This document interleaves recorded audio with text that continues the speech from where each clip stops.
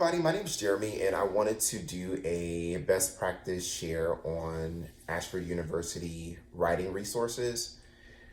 I use Grammarly like no one's business. I use Grammarly so much. I use it for every discussion board, every paper, literally everything. I use it for other things that I'm doing as well to make sure that what I'm trying to say gets across. But based on me using Grammarly, it has strengthened my ability to write. And I am seeing a huge difference. The second thing that I would say is use the paper tutor service.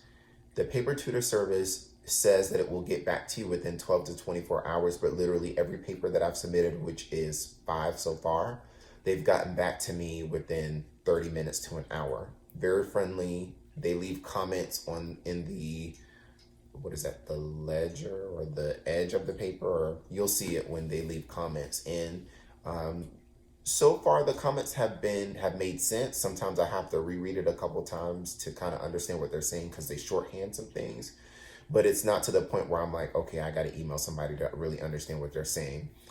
And so far so good. I've gotten all of my points on all of my papers minus one thing that I did on one of the papers, but so far so good.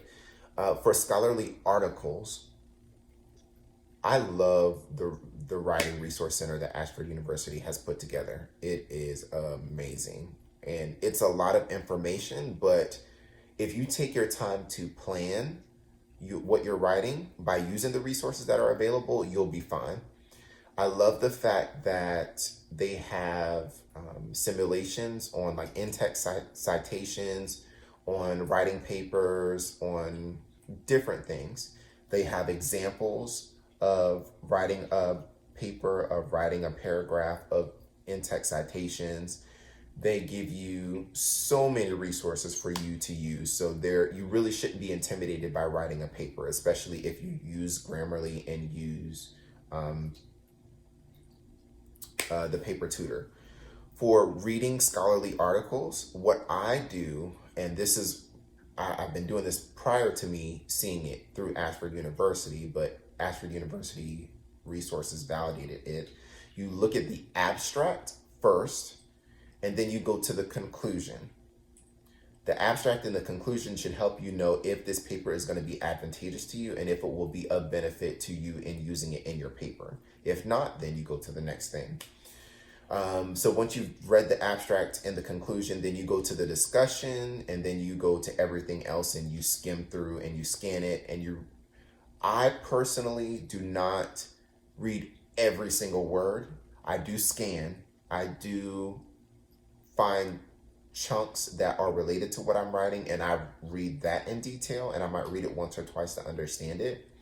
But that has helped me stopped me from cramming an entire scholarly article that sometimes will go over your head because there's so much information. Especially these people have years and years and years of experience and degrees and PhDs and all this kind of stuff. Like, it can be overwhelming. So I hope that helps you with writing your papers and discussion boards. So Grammarly, paper tutor, use the resource or the Writing Center, which has so many resources. It's a lot to take in, but if you use it over and over and over and over again, then you'll be a whiz at it. And then for scholarly articles, don't read the whole thing through, at least for me. Read the intro, read the conclusion, read the discussion, and read everything else. Scan through the parts that are relevant to your paper, and then keep track of that information because you can use it for things that might happen in work. You never know. Like, for example, we read an article about workplace bullying, and I want to be an HR professional. So will probably use that research or that scholarly article to help me facilitate conversations in the workplace.